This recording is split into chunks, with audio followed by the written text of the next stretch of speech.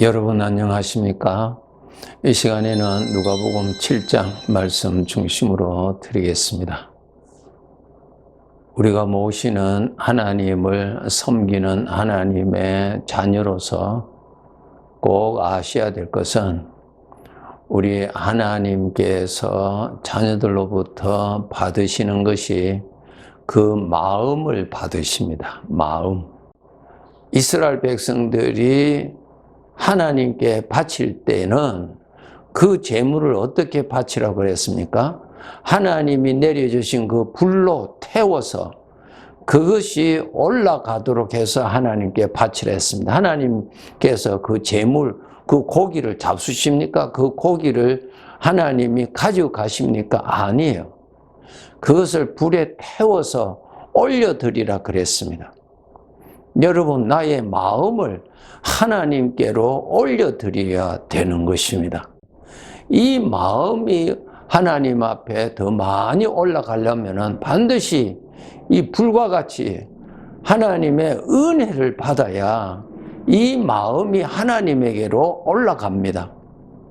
하나님의 은혜를 깨닫지도 못하고 하나님의 은혜를 받지도 못하고 하면은 입으로만 주여 주여 하지 마음은 올라가지를 않습니다.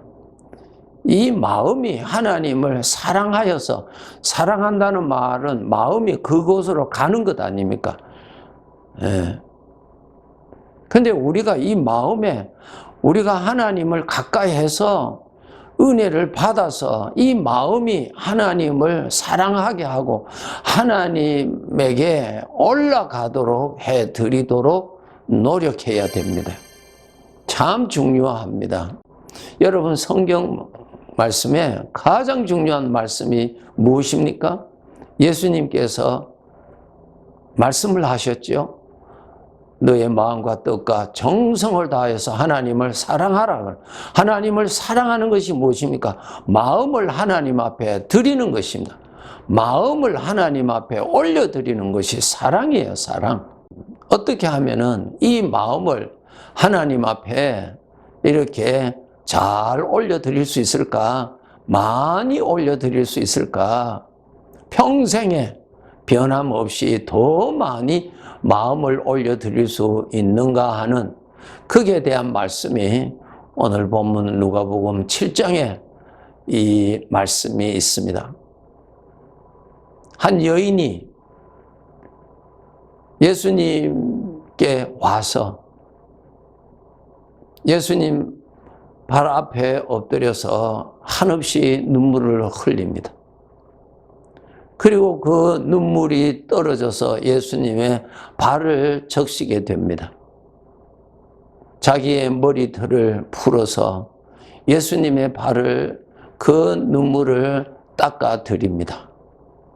그리고 자기가 준비해온 비싼 향유를 예수님의 발에 다 부어드리면서 그 여인은 그곳을 떠나지 못하고 눈물을 흘리며 엎드려 있었습니다.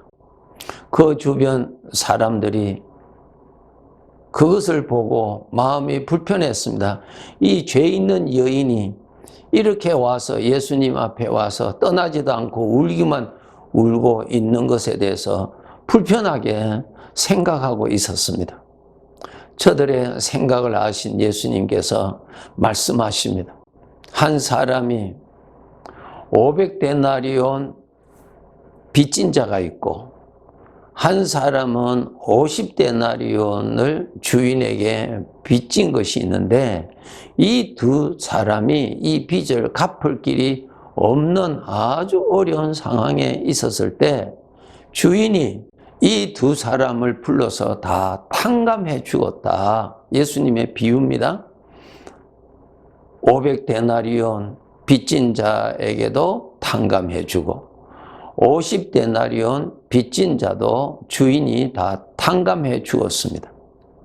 이제 예수님께서 질문하십니다.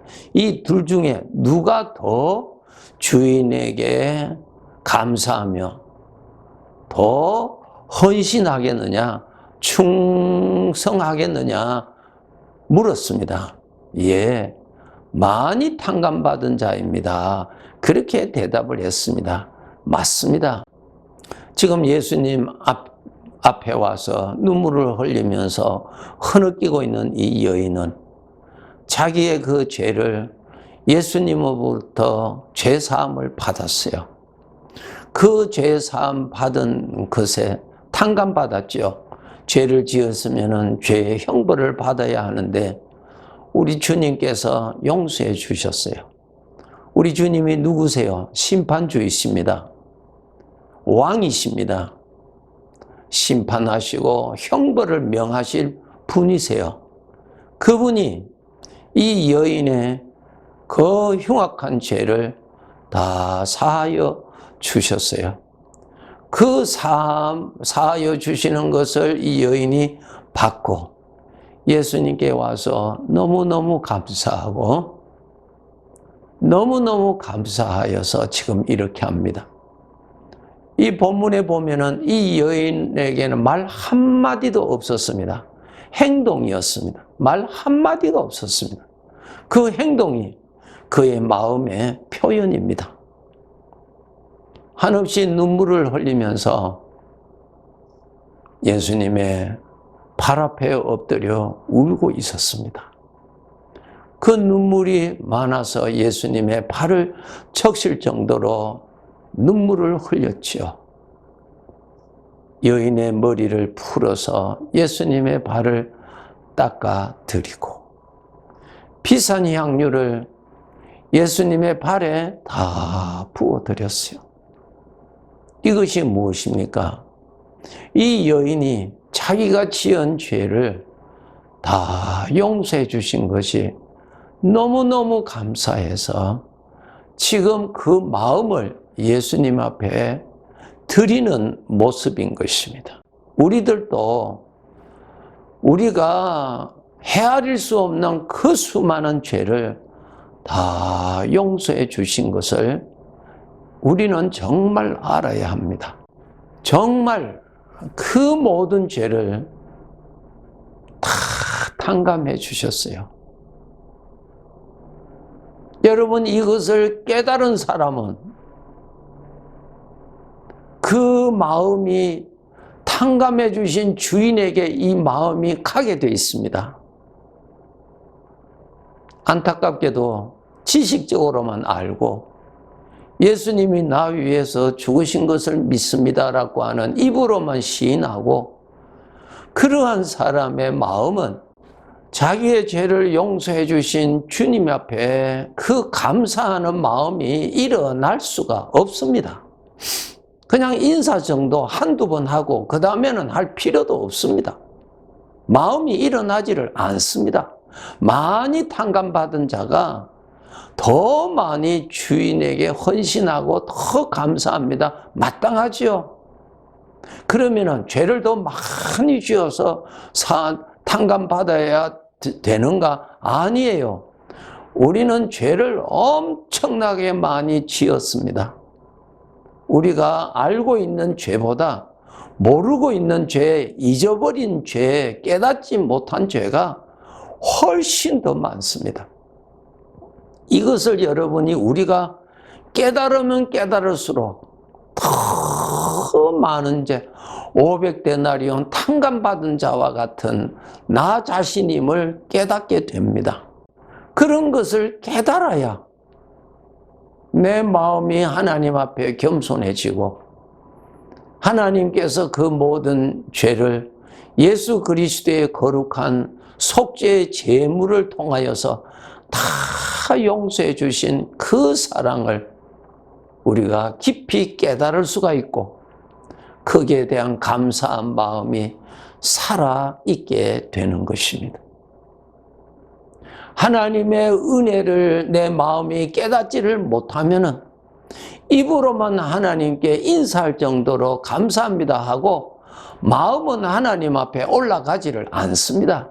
세상을 향하여 마음이 가기를 좋아하지 하나님 앞에 희생하고 하나님 앞에 순종하고 하나님 앞에 헌신하고 하나님이 좋아하시는 것을 그것을 이루고자 하는 소원의 마음이 일어나지를 않습니다. 받은 은혜를 깨달아야 이 마음이 하나님에게 나가게 되어 있습니다. 불이 없는데 재물이 어떻게 위로 올라갈 수가 있습니까? 이 여인은 자기가 지은 죄를 우리 주님께서 사하여 주신 것에 너무너무 감사해서 그의 마음을 하나님 앞에 이렇게 표현해서 바치는 것입니다. 하나님은 그 여인으로부터 향유를 받으신 것이 아니라 그의 마음을 받으시는 것입니다. 그의 마음. 우리 하나님의 자녀들, 하나님으로부터 받은 은혜가 내 눈에 보이지 아니하면 지식적으로만 그 수준에 머물러 있지 이 마음이 하나님을 향하여 동하지를 않습니다. 바리새인들 보세요. 겉으로는 얼마나 경건하고 겉으로는 얼마나 사람들로부터 거룩한 자라고 칭찬을 받고 하는 그런 사람이지만은 저들의 마음은 하나님에 대해서 올려드리는 것이 아니라 다 자기 중심, 이기적인 그러한 사람이었죠. 특별히 신앙생활 우리가 많이 한 사람들, 하나님이 받으시는 제물인 이 마음에 불이 식어져 있는지, 꺼져 있는지, 꺼져가고 있는지 살펴보시기를 바랍니다. 어떻게 하면 그렇게 내 마음이 하나님을 향하여 올라가게 하는가 하는 것입니다. 그 방법은 하나님을 가까이 하심에 있습니다. 하나님을 가까이 하면은 영적으로 더욱더 밝아지면 하나님의 은혜가 더 많이 보입니다. 더 많이 깨달아져요. 은혜가 무엇입니까? 그것을 받을 만한 아무런 대가도 없는데 하나님의 사랑으로 인하여서 나에게 베풀어 주시는 것이 눈에 보인단 말입니다. 그것이 많이 보일수록 내 마음은 자동적으로 하나님을 향하게 되어 있습니다.